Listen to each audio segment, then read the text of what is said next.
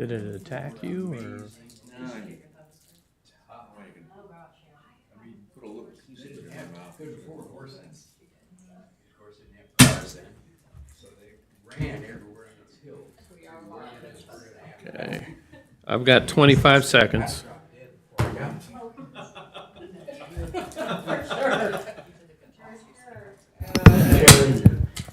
Sword that's 6 foot long, harbor wide. Yeah.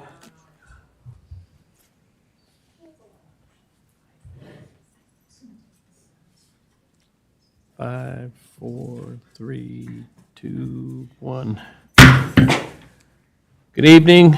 Welcome to the Fort Scott City Commission regular meeting for October 21st, 2025. Lisa, please take the roll. Dylan Olson, Here. Matthew Wells. We've got a delay. Yeah. Tracy Dancer, Here. Catherine Salisbury, Here. Tim Van Hookey. Here. Please rise for the Pledge of Allegiance. I pledge allegiance to the flag of the United States of America and to the republic for which it stands, one nation, under God, indivisible, with liberty and justice for all. Please bow your heads if you choose to. Heavenly Father, thank you for this day. Thank you for our beautiful city. Thank you for the members of this elected body that works hard consistently to make the lives of the citizens of this beautiful town better where we can. We are so thankful for the blessings we have, for the drive and the initiative of what we can do to make things better. Thank you for our first responders, for our military, for our volunteers in the community and everything that they do. We ask that you continue to give us guidance to do what we know is best. In Jesus' name I pray. Amen. Notice I never threw attorney in that. Probably this as well. Yeah. All right. Approval of the agenda, item 4. There needs to be one change to the agenda. Item C under new business was an item from the city manager. He has asked that we remove that from the agenda.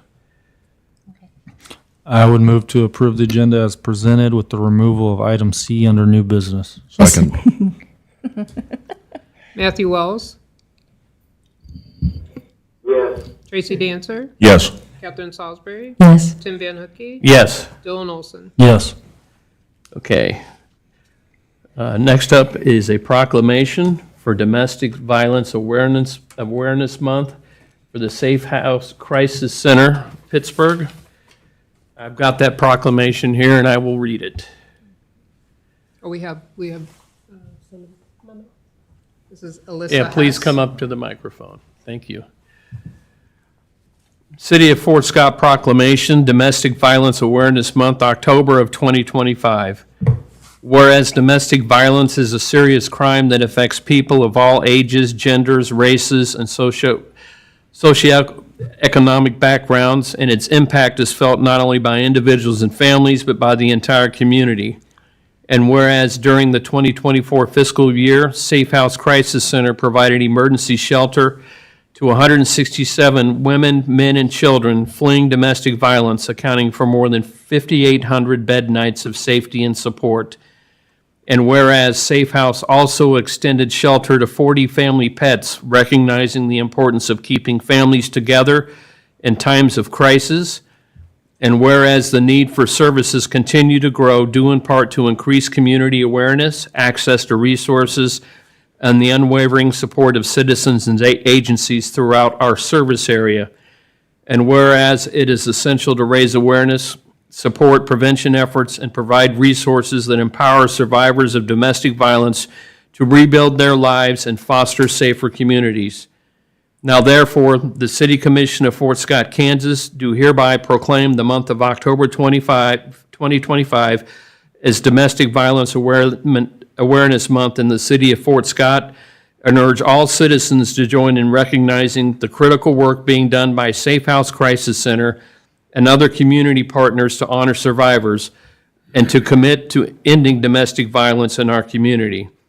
In witness whereof, I have hereunto set my hand and caused the seal of the city of Fort Scott, Kansas to be affixed this 21st day of October, 2025, and it's signed by the mayor.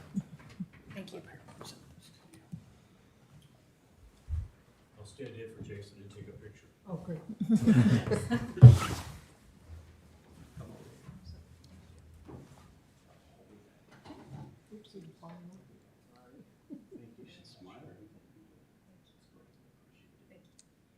Thank you. Did you have anything on? words you'd like to say? I would love to. Thank you so much.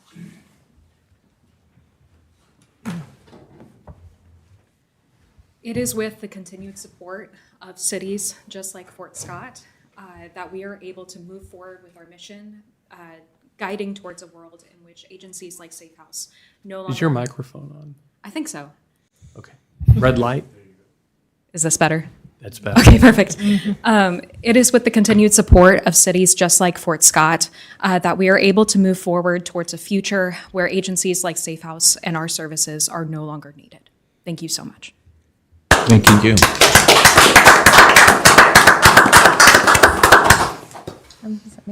Before we move on, can I ask? If someone locally wanted to do things to benefit your house, how would they contact you? I just want to maybe put a little plug in here. Okay. Yeah, absolutely. I appreciate that. We do have a 24/7, 365 hotline that is manned by humans, 24/7, 365. So, and that number is 620-231-8692. And we provide outreach services in a 7-county range. That would be Lynn County, Bourbon County, Crawford County, Cherokee County, Labette County, Wilson County, and Montgomery County. So, and we also provide emergency shelter 24/7, 365. So, Thank you. thank you. Thank you. Item 6, consent agenda. Questions, concerns, or comments?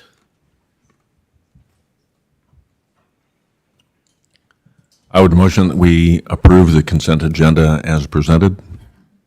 A second.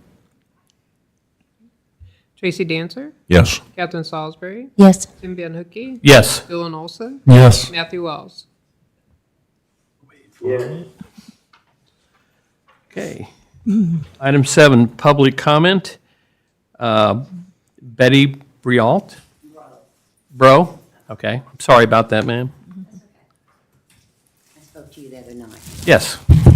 And another thing I need to have added to that, if you'll study your scriptures, you will not find anywhere in the scriptures back during Jesus' time that there's any mandatory shots, whether it be chicken pox, measles, or mumps. My question is, was those diseases man-made or natural? I don't think the city commission has anything I to don't do think with we're that, Mayor. qualified to answer that question. Okay, another statement I want to make, okay? I realize Wall Street, west of 69 belongs to the highway. East of 69 belongs to the city. And being that the railroad has found it to change the law on how long they are to block a street and everything, that they can block it as long as they want to, and no one can do anything about it. Is there any way that the highway department, as well as the city, join forces together and demand that they pay for a bridge we put in from about Can I answer Broadway? I think that this came up in a previous meeting, and our city attorney can answer that for you. Yeah, we have actually litigated blocking the crossings before and lost in court because federal law preempts everybody under the Commerce Clause. And we have no control, we can't make them do anything. That's the long, Well, the reason I'm that's the short asking, answer. that, and that way the bridge, the train would go underneath, and it would stop any interruption of the traffic, as well as, okay, during a rainstorm, all right, as you know, 3rd Street, if it's flooded, it's flooded. Not arguing with you about any of that, but my answer is we have no control wish we did. Wish you did too. Yeah, there's been discussions about plans in the morning, if it blocks school traffic, between the city manager and other commissioners. But outside of that, the city can't make them move. Okay, well, here's another example. What if somebody, like a senior, like I am, has a massive coronary and has to be transported to a hospital? There's been discussion about building another bypass out south. It'd take county cooperation, but as of right now, it's just something that needs more discussion. All right, thank you. And Bob, didn't you say at one point that one of the alternatives was actually to go and arrest the engineers of the train, but that doesn't move it? We actually threatened that, Yeah. and after we lost in court, it became pretty apparent we had no authority to arrest anybody. Yeah. And even if we did, then the train would be there for even longer. Yeah, even longer. Well, that's the problem. Then there would be no one to move the train. But thank you very much, ma'am, for your comments and your concerns. We appreciate it. Okay. Item 8, appearances. First up, item A, Becky Gray, Building Health Incorporated's Caravan. Hello, good evening. Thank you for time on your agenda. For those of you I don't know, my name is Becky Gray, and I am the Director of Building Health, Inc. We're a nonprofit subsidiary of the Community Health Center of Southeast Kansas. Community Health Center created this nonprofit to address social determinants of health. Data shows us that 20% of our health outcomes happen from activities in the clinic, and 80% of our health outcomes happen outside of the clinic. So tonight I'm here to talk to you about one of our programs called Caravan. Caravan is an umbrella name for two different programs we operate. One is funded through KDOT funding, and one is funded through billing insurance to help provide rides. So it is the time of year that we apply for these KDOT grants, and as is part of the game plan, we like to visit the communities that we provide this service in and provide you some information about what we've done in your community lately, how many people are using our service, et cetera. So I provided you with a presentation, and I won't read all the data to you, but you can see that that we have provided significant number of rides in Bourbon County as a whole, so just about 22, almost 2,300 rides. About 1,600 are general public transportation, and 700 are the non-emergency medical transportation. Those rides are typically provided to people going to dialysis centers, cancer treatment. We can go to Wichita, Topeka, Kansas City. We cross over into Missouri with our non-emergency medical transportation, and all the way down to Tulsa, whichever hospital the patient's being served out of. With KDOT, however, we pick up in your county, and we can take passengers anywhere in Kansas that's reasonable. So sometimes we see our riders from the Fort Scott area coming down into Pittsburgh for goods and services that they need to find there. I am incredibly proud, though, to see that we are providing rides to residents in your smaller communities as well in Bourbon County. One of the pieces of data that I think is important to notice under program statistics, where we talk about how many rides were provided, we recently started keeping track of the rides we can't provide, the ones we have to turn back because we don't have the capacity. We do make referral to CCAP, and you'll hear from Scott shortly after me.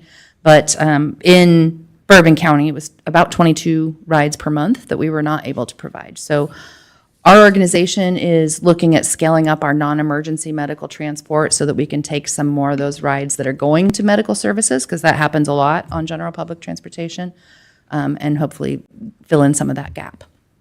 Typically, the KDOT grant requires a 30% local match, and we use the proceeds from our non-emergency medical transport to attempt to make up that match. We haven't quite got it yet, but the gap is filled by our parent organization, Community Health Center of Southeast Kansas.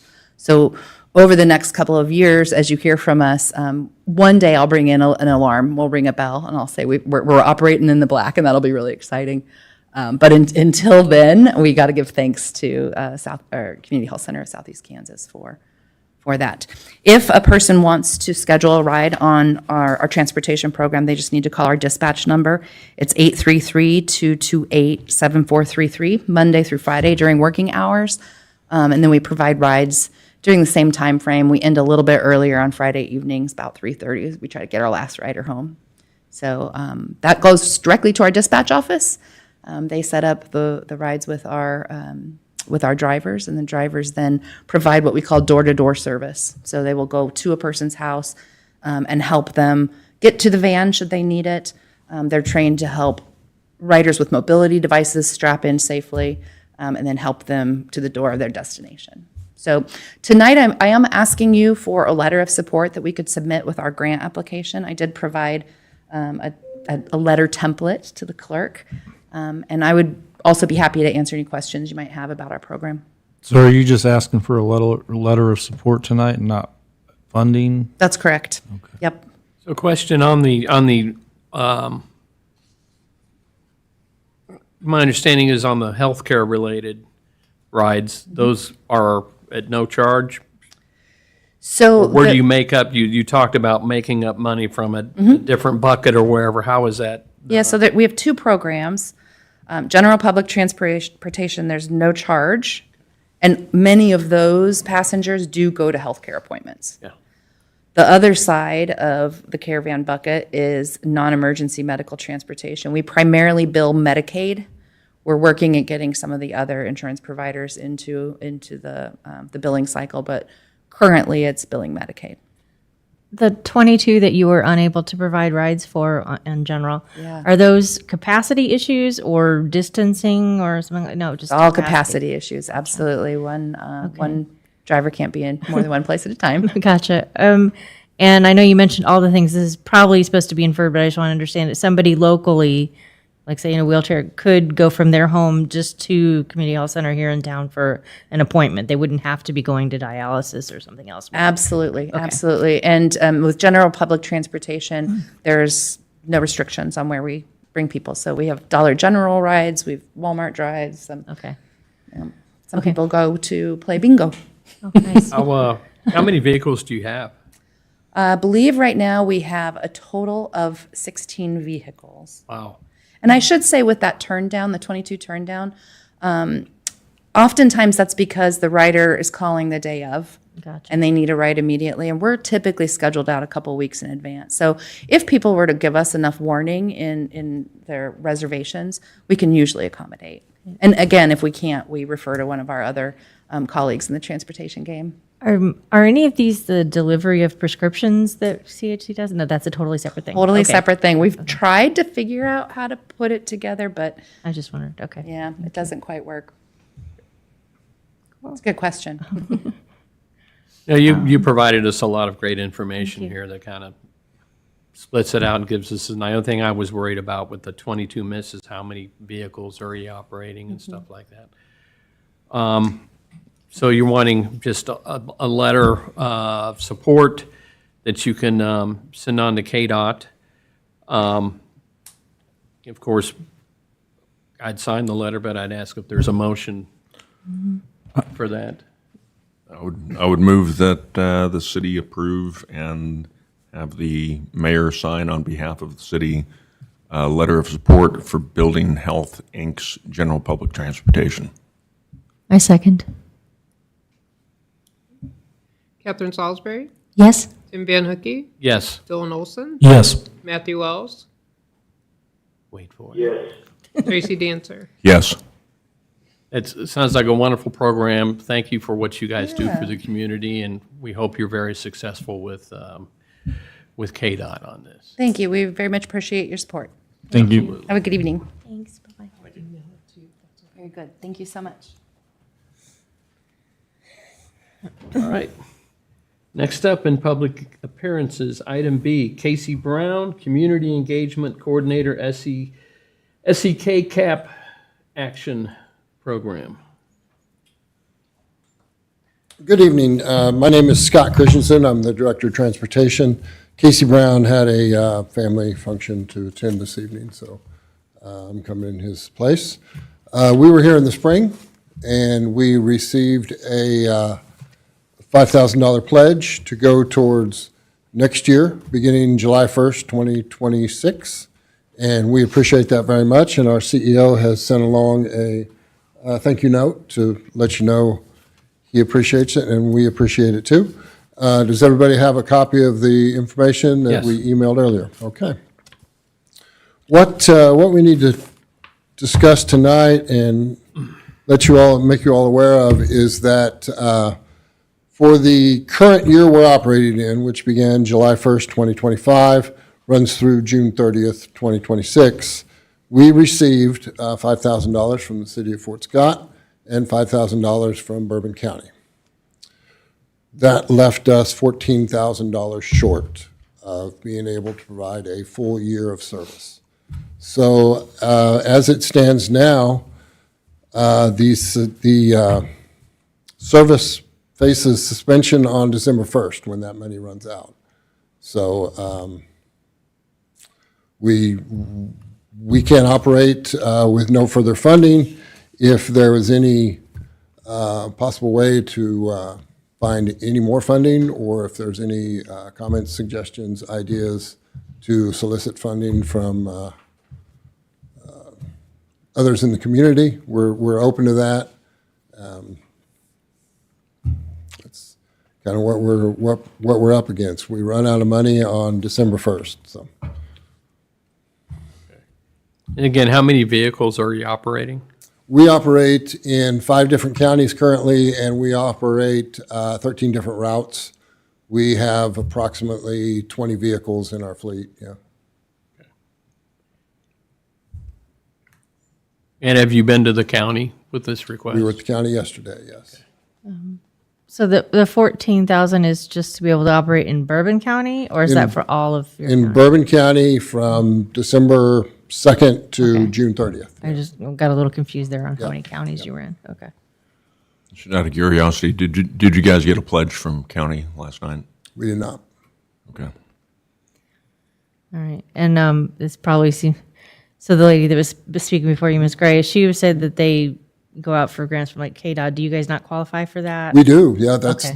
that's where this 24,000 is. That's the 30% matching that. needed. Okay. Yeah, needed to cover the federal and the state cover 70% of the cost. The 30% comes from they call it local match, and that can Okay. come from cities, that can come from counties, that can come from Gotcha. Okay. corporations, endowments. Got it. that, Yeah. yeah. Okay. I got you now. Okay.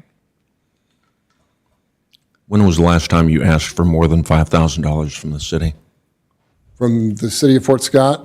Well, when we were here in the spring, we presented the 24,000 number, and the $5,000 was the answer from the city. So we didn't technically say we suggest you No, I understand. donate. Yeah, however much you donate, but that's Yeah, I'm just asking, when was the last, how long has the city pledged $5,000 support?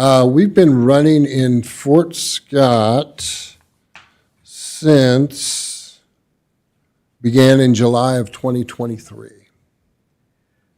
Okay, and if I understand you correctly, wherever you would be to get the $24,000, that's only going to keep you operating for 6 months? Correct. That's to finish this fiscal year. Okay, and then what happens in 2026, 27? Well, we currently have the $5,000 pledge from the city of Fort Scott, and we are actively seeking the remainder of the 24,000. 19,000 is what we're looking for.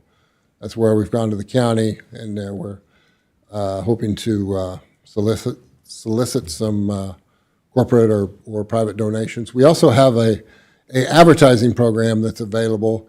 The problem with that is we found out that the IRS is going to take 23% right off the top. So you buy a $5,000 ad, we get, I don't know, like $3,500 out of that. So it's not as profitable for us.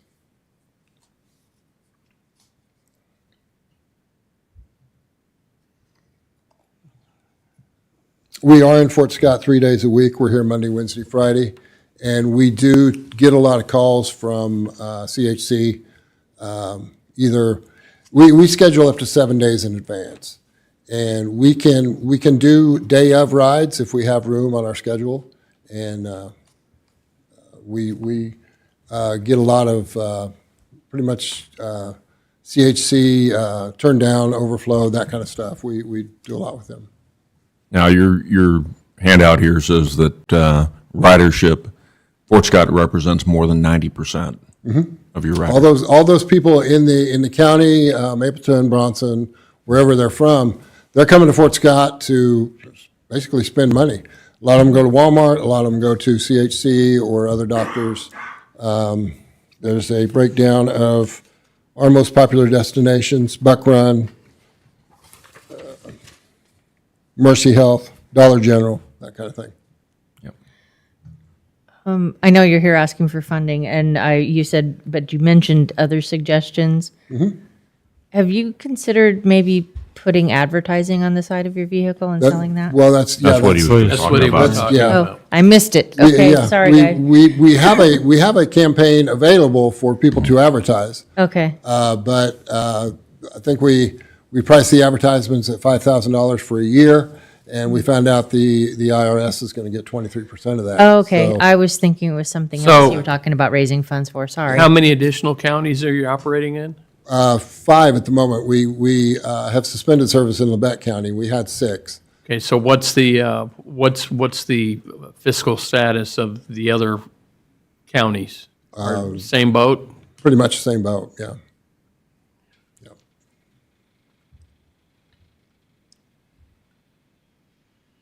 And you guys are asking for a contribution for Bourbon County, correct? Specifically for Bourbon County to keep the service running after Yep, December 1st. okay.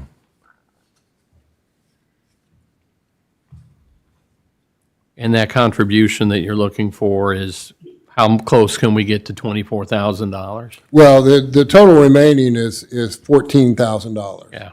And, But again, that's only going to carry you for 6 months. correct. And then you might be back in here again saying, we need $19,000 more.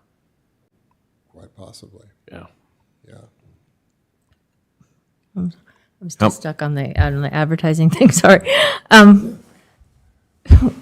Bob, if they were to put it on the side and said they were being sponsored by someone, is that too cagey? Is that? Yeah, we've had our auditor. trying. Auditor has looked at it from every angle, and that's Okay.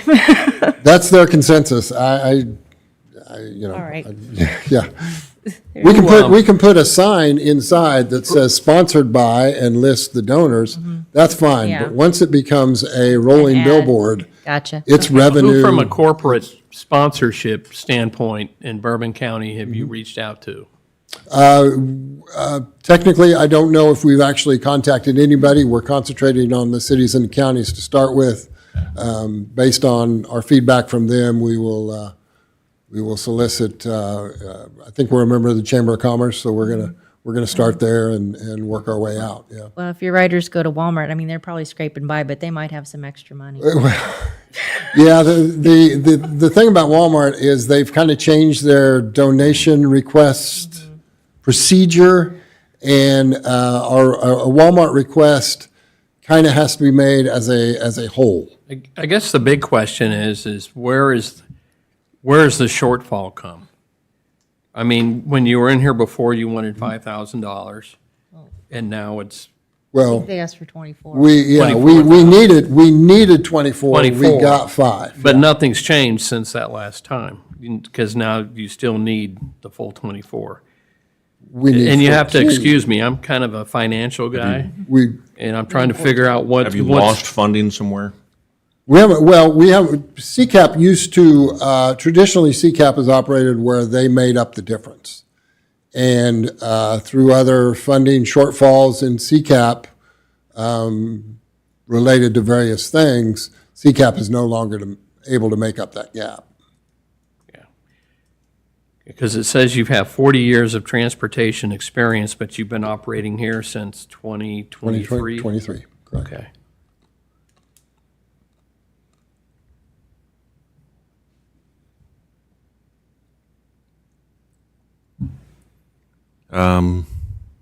Okay. Can I say something, Mr. Brad? Yeah, go ahead, Brad. Manager? Is Becky Gray still there? No. Sure. I was wondering, how many days a week do they run in Fort Scott? I can't speak for them, but I think they're here 5 days a week, yeah. Yeah, Monday. through Yeah, she Friday. mentioned that. She Yeah. said that the last ride is Friday What's the afternoon. difference between them and CCAP and the other general transportation group we have in Fort Scott? Well, as her presentation, she mentioned a lot of reimbursable Medicare-type transportation, and we've never sought that out because it's not just as easy as get reimbursed for the ride. There's an accounting aspect to it. There's a scheduling aspect to it. It's a process to go through. It is something that we're looking into possibly providing in the future, but not being a medical provider, that's not really our forte. We're more looking at providing services for lower income folks, regardless of the reason. But if But they do the same thing, right? well, Caravan, Similar. they do it from a medical tilt, and we do it from a general public tilt. We do a little bit of medical, they do a little bit of general public, but that's kind of the separate. Yeah, neither service can provide all of the, required Correct. transportation requirements. Yeah. And I think she spoke of, a lot of times they book in advance. We book 7 days out, and that's why that's kind of part of being the general public, part of the model is it's available to anyone for any reason, regardless of medical needs or elderly or handicap. Our vehicles are handicap accessible, and we do ask for a $1 donation. And but we won't deny the ride if nobody donates. And those donations we get approximately $300 a month program wide, and that basically comes off the amount that KDOT reimburses us at the end of the month.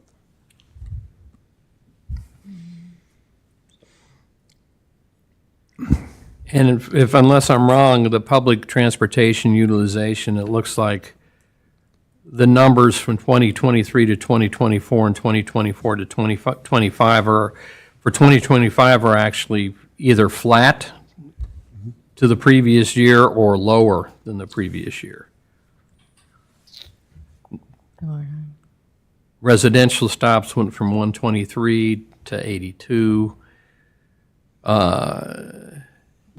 Deduplicated riders went from 141 to 104.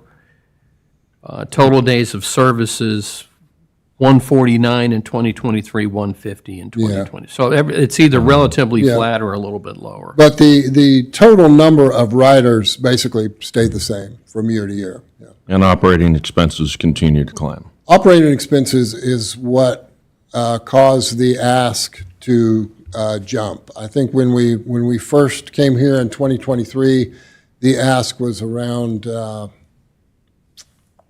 18,000, 17,000, 18,000. And with the price of vehicles, the vehicles that we had delivered in the spring of, 2024 is when we got 3 new buses. When we ordered those buses, we placed the order, they were $80,000 buses. 2 years later, when they arrived in our parking lot, they were $110,000 buses. And those were the first buses we've got in over 3 years due to the COVID shutdown and all that kind of stuff. So that caused a significant impact to CCAP's reserves, and it also caused a rise in the yearly ask for CCAP. 37% increase. Yeah. See, my biggest concern is number one, this is something that we have not budgeted for this year or next. This would come out of the general fund. And we're still Yeah. talking about only, keeping it afloat for 6 more months, then maybe another 6 months. nothing's been done so far, and I'm not saying you're not a great organization, I applaud what you do, but regarding knowing this is happening and nothing regarding corporate sponsorships or any other thing, you went to the county, and apparently the county also rejected you for the amount. That was the purpose, that gap was kind of where we thought our advertising campaign might fill some funding. And to date, we've only sold one ad, so. Yeah, and I've also got a concern that out of the 5 counties you were supporting, there's another county that's now going to, Labette County, I think you said, the service is going away there as well. It's suspended, yes. Yeah, We're suspended. currently looking for options to reopen it. And I'm just being completely honest with you. Like I said, I don't fault the efforts of the organization. It's just from a financial standpoint, we don't really see a very good plan of how we're going to try and make up that difference between the two of them without continuing to come into the city and ask for elevated funding. Traditionally, the cities and counties have been the sole providers in most of our counties that we operate on. When we got started, we got a little money from the LHEAT. We got a little money from, I think, Peerless and Southeast Kansas Community Health. And that was kind of seed money to get us going. And that was when the ask was in the $18,000 range. But you haven't pursued really the Medicaid avenue of funding either. We've never needed to up until this point, but yeah, that's something we would definitely consider. We're in talks with a couple other organizations to do it, to see how they do it, to see what the expenses versus the reimbursement is, and see if it's something we want to pursue. So, Mr. Mayor, would you consider, a good faith effort by CCAP to pursue corporate donations or contributions? A prerequisite to the city contributing as well? I mean, it's supporting 91.1% of ridership is, for Fort Scott. So, I mean, I do think it's a low investment for what our public benefits from it, especially the elderly. I like the mayor have a hard time because we could very easily fund this tonight through the next summer, and then next summer rolls around and more than likely. then we we'd be roll it asked- into the budget season and. We'd be asked to fund the whole mandate essentially. Yeah. What if we were to do a partial now to kind of stabilize, and then they come back with their plan and what they've efforts? How much would get you through, say, January? A month, let's see, we're looking for 24, we're looking for 14 total, and that's for. Where you're not suspending services at least through the winter. That would be 6 months, so I'd say between the $2,000 and $3,000 range. I would support 5 more thousand to at least where these services aren't suspended through the fall and winter months. Yeah. And then I would definitely, as the mayor has stated, Have a plan. hope you use that time to go out and maybe visit with local businesses and see if anyone else is willing to partner. Yeah. Absolutely, we're more than willing to do that. Okay. Yeah. So I would move that the city contribute another $5,000 to SEK CAP Action Program for Transportation. I second. Tim And Van sorry, and I would amend that it will come from the general fund. Again, I second, yes. Okay. I would second. Tim Van Hookey. I'm going to vote no, but not because I just have concerns about the solvency of how this is going to go. If I had seen a plan or what was already in process for like the Medicaid side of it and other features of it, I'd feel more comfortable Understood. committing the city funds to it. But I honestly do hope if I can do anything to help you with corporate sponsorship in City of Fort Scott, I'm happy to do that. Absolutely. But I been in the financial world too long, and I'm just saying, I don't feel comfortable right now committing to that, even that amount. Please, can we finish our vote first? Dylan Olson, Yes. Matthew Wells, Yes. Tracy Dancer, Yes. Catherine Salisbury. Yes.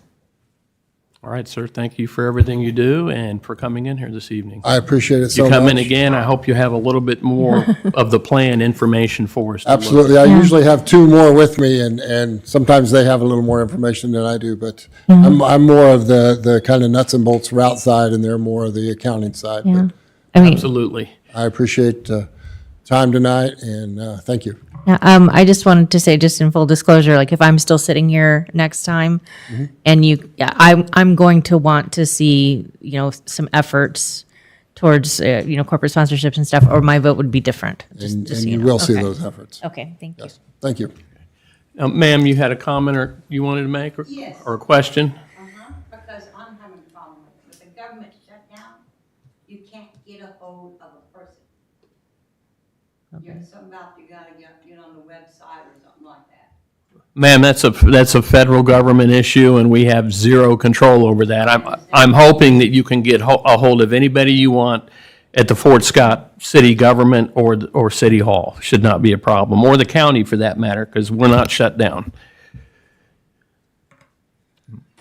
But I do appreciate your concern. We're all concerned with that right now. We've got the fort over here that we had volunteers actually mowing the grass and stuff like that, so I hope it ends soon as well. All right, next up, unfinished business. A, consideration of donation for Fort Scott Community College frame grant tabled from October 7, 2025. Is anybody from the college here?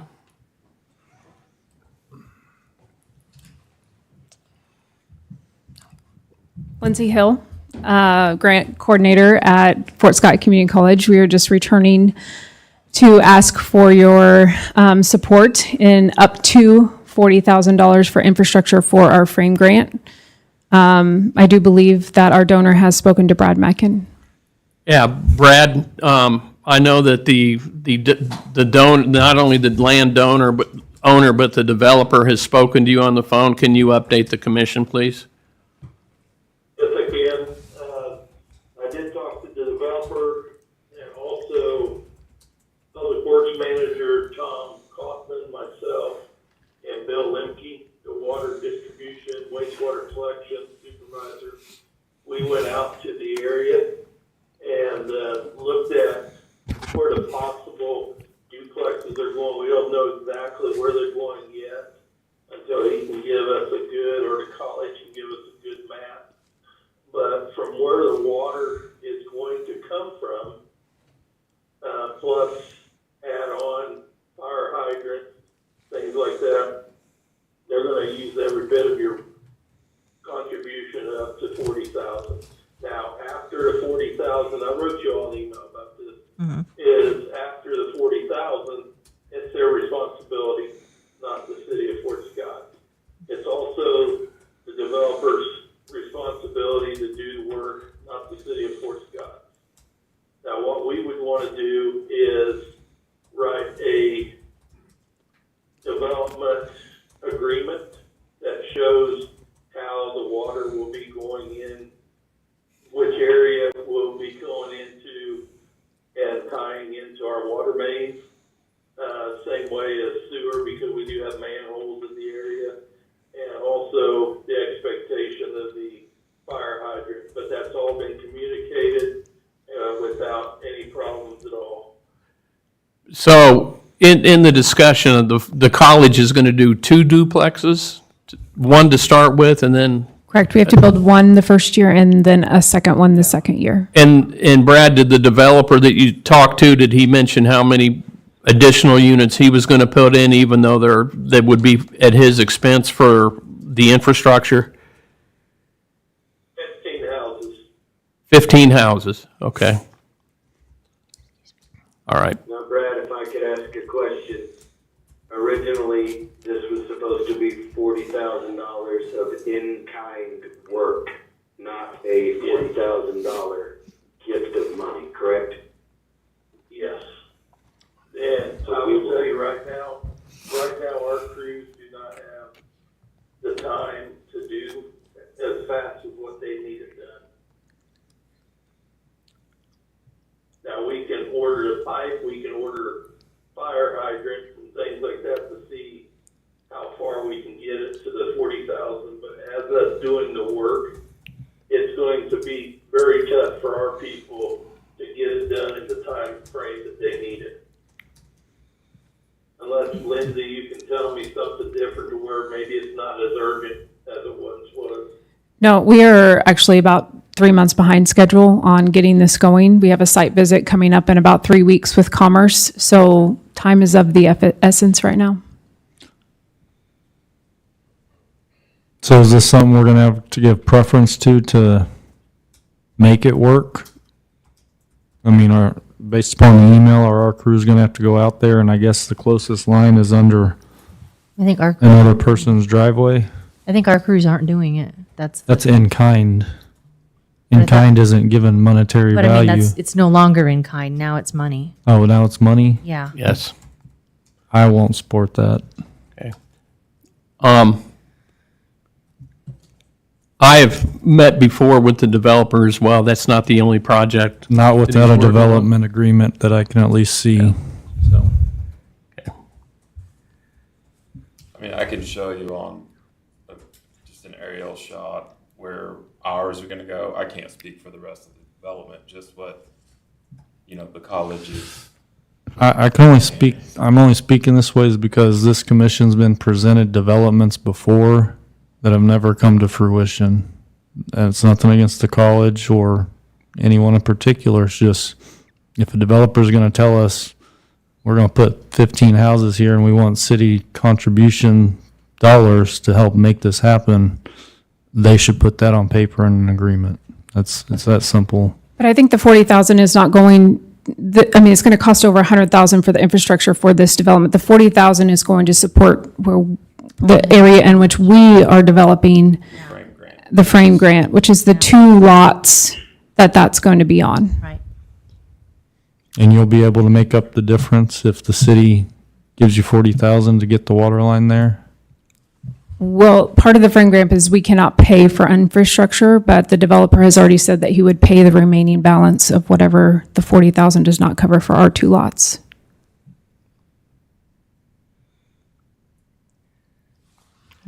That is what the developer told me was whatever would go over to 40,000, he would cover that. Now, I agree, I would expect a developer's agreement before a check would be cut.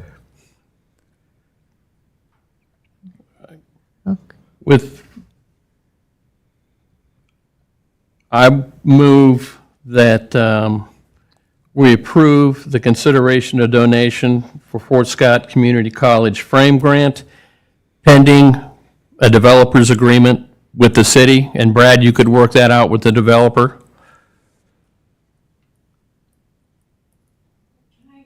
I'm working out with the college, yes. With the college, yeah.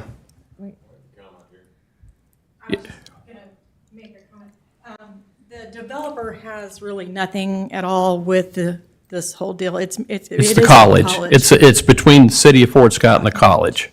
Yep. I just wanted to make sure there was no misunderstanding on that one. Yeah, no, got it. All right, then I would move that the city, I don't entirely agree with that because, yes, the developer's given the college land, but he's also gaining something as well. He's also agreed to pay the balance. That's fine. and we approved it for a similar situation over on Arthur before the college told us that that was not a suitable lot. And then it was taken back and, Yep, That was for more than 40,000. yeah, that was in kind at the time though. yep. Well, I'll just say a motion, we approve the donation of $40,000 to support the college on their community frame grant, as previously promised. I second. Quick comment. Where will these funds come from, Brad? Development. Economic development, It shows it has $0 in it. no. Yes, economic development, because if we do the work, you can bring it out of your water and wastewater. Since we're not doing the work, it has to come out of economic development. Which has $0 in it. It'll come out of the general fund, that's where, and taking the economic development funds out of. That's where it was gonna come out of before. Does, No further comments.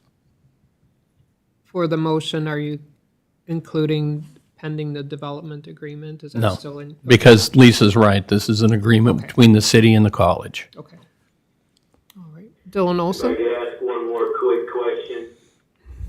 Brad, if we're purchasing the pipe, the fire hydrants, and the additional items, can the purchases be made from the water department? Yes, sir. And that could actually be used as your in-kind, and taken off of the $40,000. That's a great point, Commissioner Wells. Would you be kind enough to amend your motion to include that, sir? Yes, that amend my motion, that we add to my motion that where possible for the infrastructure, for water pipes and other items needed, that funding will come from the water fund. A second. Very good point, Matthew. Dylan Olson? No. Matthew Wells? Yes. Tracy Dancer? Yes. Catherine Salisbury? Yes. Tim Van Hookey? Yes. Thank you. Thank you, Lindsay. Thank you. I do appreciate the work you guys have done. All right, item B under unfinished business, consideration of bids replacement of AC unit above weight room, Buck Run, tabled from the October 7th meeting. Brad? So I'll take this, and I apologize before, because I can't hardly really hear too many of you, so if I talk over here, I don't mean to. But I did go back to KTK Electric and CDL to make sure their bids were accurate with what we currently have, and they are. Matter of fact, CDL did not update their bid of $21,097. KTK did come back with a new estimate, a quote for $16,399, same price.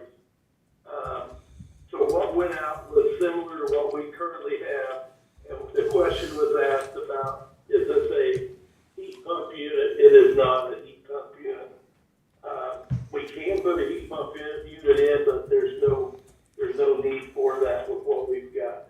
The only difference between these two bids is one's a Carrier from CDL, that's the brand, and one's a Train from KTK.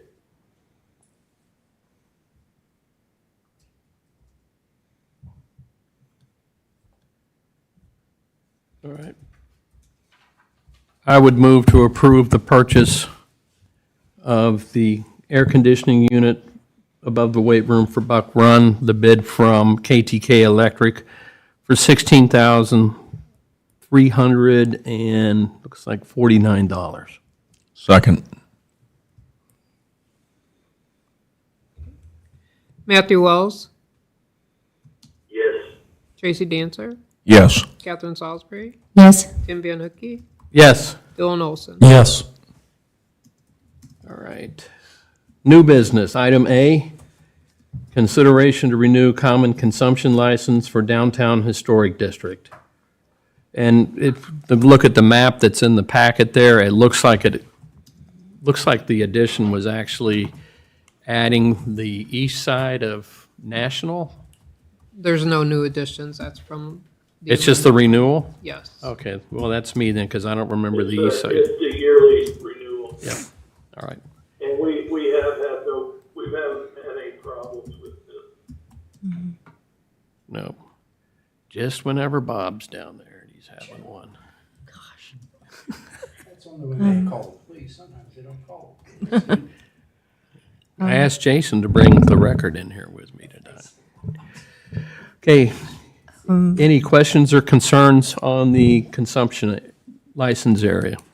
I'm just wondering, Brad, the way that this is now, if you officially do the Arts and Entertainment District, would we need to revisit this, or is it set up for that already?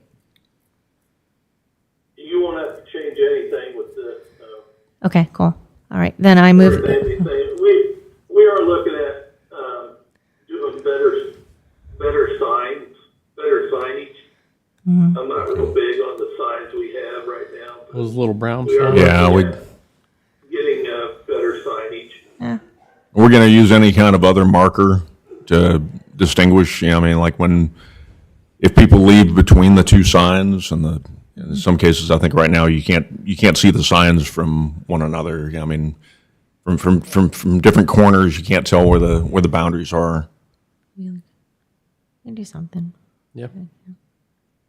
Unless we put additional signs up or just spitball and maybe paint Like a little border of martini glasses. Yeah, sign or something. I know some cities have painted like special crosswalks and stuff like that. So I don't know. You visit that idea. Yeah.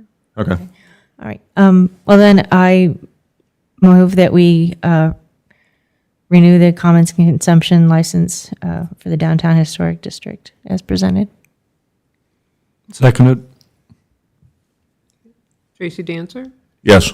Captain Salisbury, Yes. Tim Van Hookey. Yes. Dylan Olson, Yes. Matthew Wells. Yes.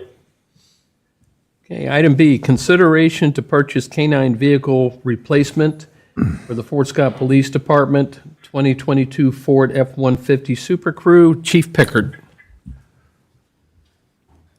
Good evening. As you all probably know, if you haven't met Sergeant Blythe, he's our K-9 officer. I invited him up here just to see how this process went. So just trying to familiarize the guys with, cars don't grow on trees. There's actually a decision to be made. But anyway, as you all know, we have $100,000 set aside in the capital improvement budget for purchase of 2 vehicles this year. The one we chose to replace was our K-9 vehicle. Back in about 2000 or 2020, we bought a Dodge Charger from Highway Patrol for our K-9 vehicle.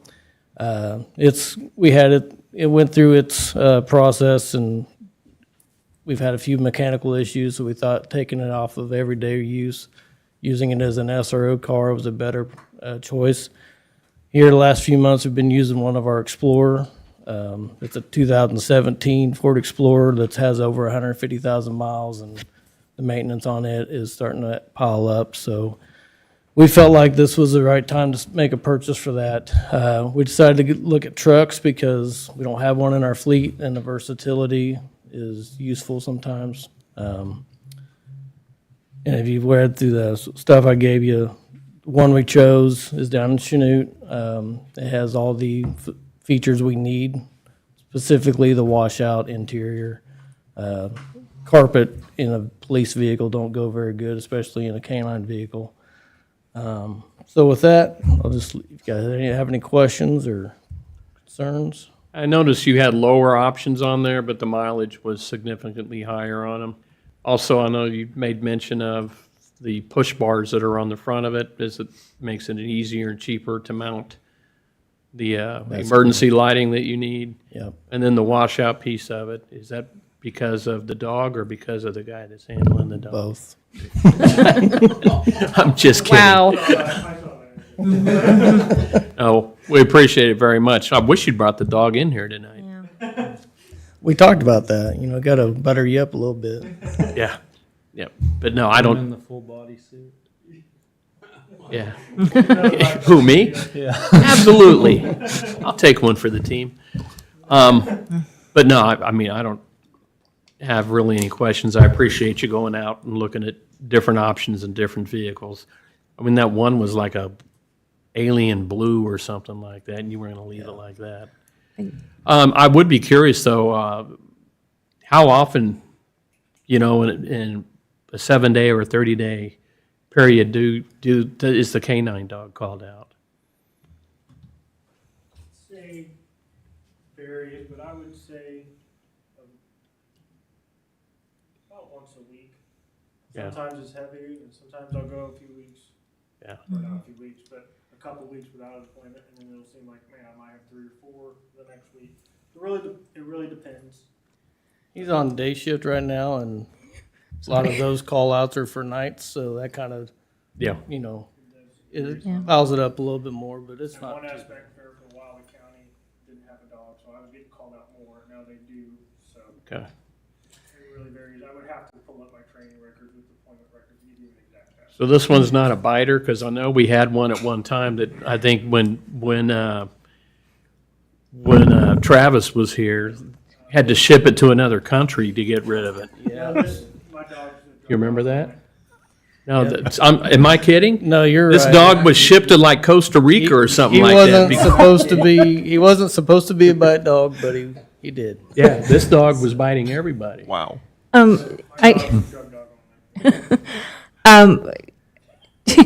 Is there any special, retrofitting or something you have to do to these for them to be a canine vehicle? Does it? The reasons that I went for a Ford model specifically, Mm-hmm. because my dog's not a bite dog and she's not a chewer. Mhm. So she doesn't destroy things. There have been times when a car broke down and I've deployed her in my personal vehicle a couple times and also drove her in the front seat of one of the regular cars. So the Ford specifically, the rear seats lift and is flat underneath. Mhm. So I'm actually not going to bother with the purchase of a cage. Okay. I'm just gonna get one of those generic dog separators that you get on Amazon. It's Mhm. like a large mesh. Okay. Not really mesh, but a basic Okay. separator that will strap in and I'll lift up the seats and she can be in the back. Mm, just okay. As is. And then if we need to turn it back into, like, there's training, there's deployments, or some other reason we need to turn it into a human car, put the seats down, and then the people back in. Okay. No, we may need to buy some emergency equipment. I know we're having trouble with some of our light bars getting older, so now's the time to buy a new set and put them on top of the new vehicle, and Okay. makes it a lot easier, but As So far as the dog, those are as far as a canine cage, you know. No, does she get like special restraints or anything in there? I mean, I'm probably asking dumb questions, but I mean, The areas that she's in are usually, they'll be confined. okay. And what's her name? Nina? Nia? Nina. Oh, okay. So one other question I had that's kind of related a little bit was, do you all ever, I know you can inspect vehicles, but if somebody buys a used car, have you ever had anybody ask you to bring the car over and have the dog go through it to make sure that? I mean, that's Not a, that specific scenario. There's been times when people will be like, hey, I broke up or something, and they may have left drugs. yeah, something like that. And It, usually, like, if we have legal ability to be in the car, we might as well just go ahead and search it. yeah. Now, there may be. Did they I do haven't that ran when across you a were in the scenario, military? but maybe if they thought there was. Not that I know of. Oh, Yeah. We could use a dog for that. But if we are legally allowed. Well, to Germany, use it, there we was can drugs search it Yeah. ourselves. That makes So if sense. you bought a used car, Thank you you. could take it to the police and they would come, run the dog through it. Nice. I don't have any questions. Is there a motion? So the old truck or old Explorer, are we reselling that? Or are we gonna transition it Typically, to our something? cars, our old cars go to other departments within the city, but this Okay. one's pretty beat up but, they can always use another vehicle out of Public Works to get around town in, or, I know the airport needs a vehicle, so maybe we take our decals off of it and they can use that, but I it's pretty prefer that rad. route myself if it's still usable. What's that? Said I prefer that route myself if it's still usable. That's typically what we do. I know, like, the codes officers drive our old vehicles, and the EMS director, when that was under the city, they got one of our old vehicles. Maybe that came from the sheriff, actually, but yeah, we disperse them throughout the city typically. I think the water department has one. They're all over. Any other questions? Is there a motion? I would move to allow the purchase of a 2022 Ford F-150 Super Crew for the price of up to $32,700. Second. Captain Salisbury, Yes. Tim Van Hook, Yes. Dylan Olson, Yes. Matthew Wells, Yes. Tracy Dancer. Yes. Thank you. Thank you. Thank you. Okay, reports and comments. Brad, before you are overtaken by your illness, why don't you go ahead and lead us off on, excuse me? Yeah. It was removed. It was removed. Yep. Brad, if you want to go ahead, item C, we removed from the agenda during the approval of agenda. So up next is reports and comments, and Brad, why don't you go ahead and lead us off? Okay, just got a couple things that I'm gonna let you guys have. Saturday is an Almost Kiss. They are coming to town to put on a Halloween concert for Fort Scott and surrounding areas. It will be at the Pavilion. Starting time is at 9 o'clock. I know it's a little bit later, but there's a lot of stuff going on that day and that evening, and I think Matthew can talk about one of them. But there's also a trick-or-treat parade that morning. That'll be downtown. It's I don't know how many years, but I know the Chamber of Commerce has done this for several years. A lot of kids, we're talking hundreds of kids, get in the parade and walk around to all the businesses. And the city of Fort Scott will be out front of City Hall. It will be cooler on Saturday. I think the low is supposed to be about 50, 55, so perfect for Almost Kiss. It will be outside so they can turn on their sparkler system, and Almost Gene Simmons can spit fire in the air. So that'll be a really cool deal for that. Also, we just got a lot of things going on. You know, we talked about the railroad a little bit. Ms. Brew talked about it. I have sent a letter to one of the higher ups at the railroad, just voicing our concerns and of safety, not only for our public safety, but also our citizens going to school, going to work in the morning.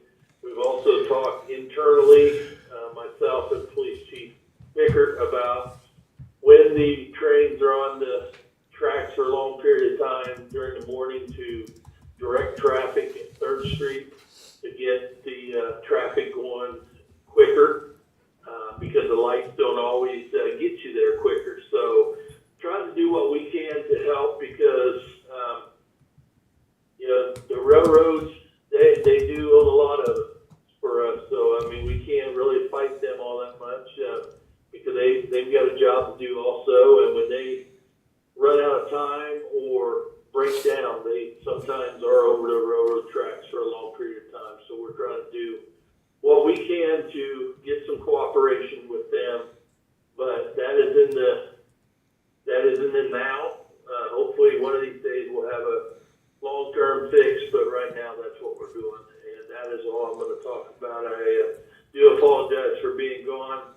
Hopefully this is a short-lived deal. I'll be back in the office tomorrow morning. All right, thank you, Brad. Mr. Farmer, Don't have anything, Mayor. City Clerk. Nothing, thank you. God, I just keep hoping one day she would have something. Mr. Hoyt. I have a question for Brad. I will not be at the next city commission meeting because I'm going to be out of town, see my grandson. But Operation Greenlight is the first week leading up to Veterans Day. And I don't know that we've changed the green lights out front of City Hall. Is that right? So we're ready for that. Okay. Okay, just want to make sure. Thank you. Thank you. Commissioner Wells?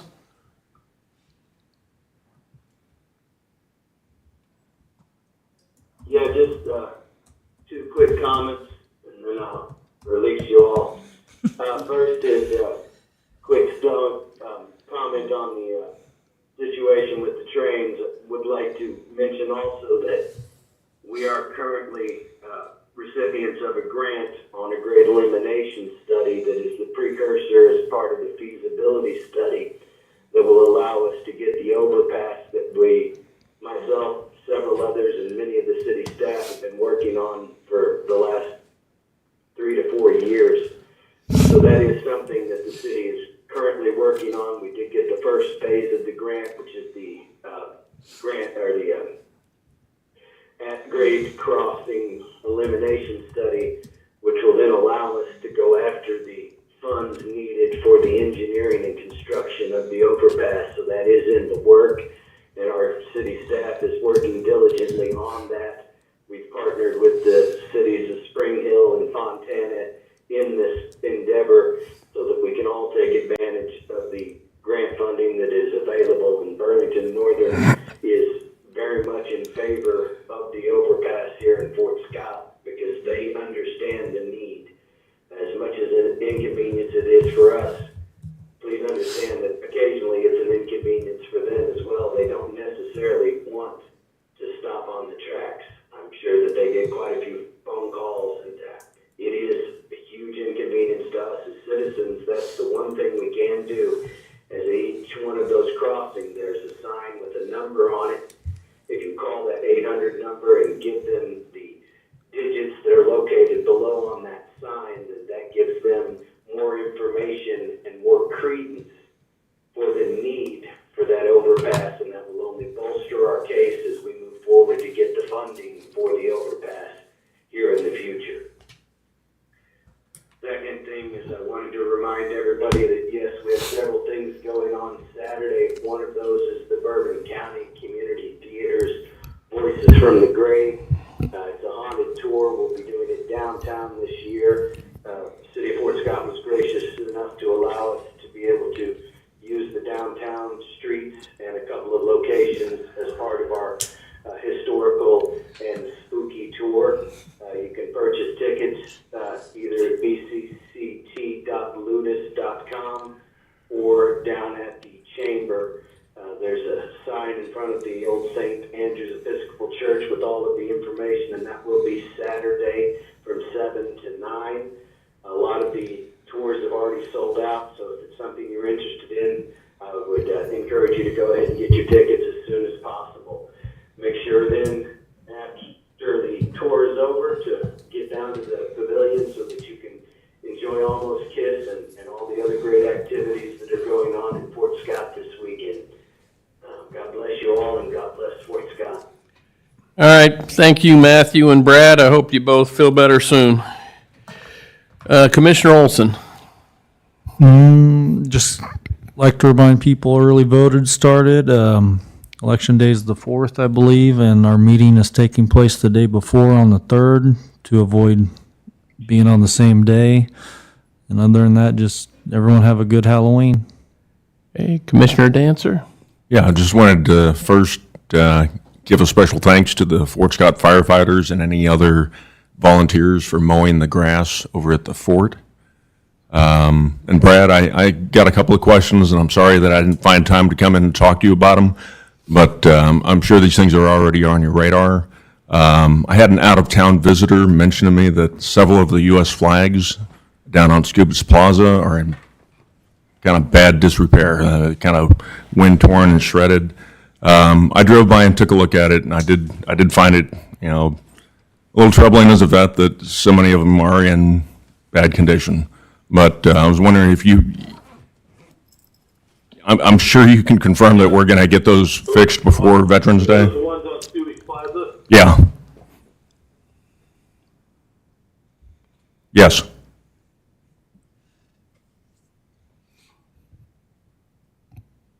We may have lost him. Yeah, Scubitz Plaza, Brad. I think we lost him. Okay. Okay. Yeah, I was wondering also about the light poles. Now he said he was in town last Christmas and noticed that some of the flagpoles weren't, they looked like they were in the process of being painted, but, you know, he went by this past week and said they're still not painted, so, like I said, I'll follow up with you later this week. And that's all I got. Hold on one second.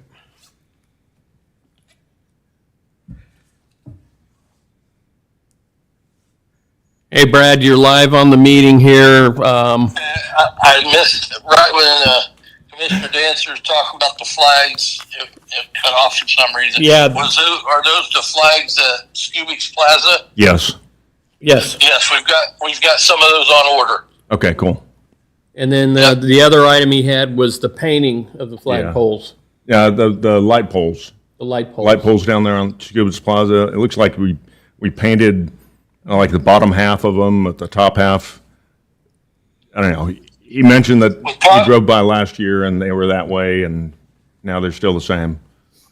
They're talking about doing those on their cleanup day. Okay. But we'll get some. We'll figure out how to get them done. Okay. All right. Thanks, Brad. Is that it? That's it. Thank you. Commissioner Salisbury. I'd just like to thank my fellow commissioners for their time this evening, talking about the shipping container ordinance in addition to everything else that we do.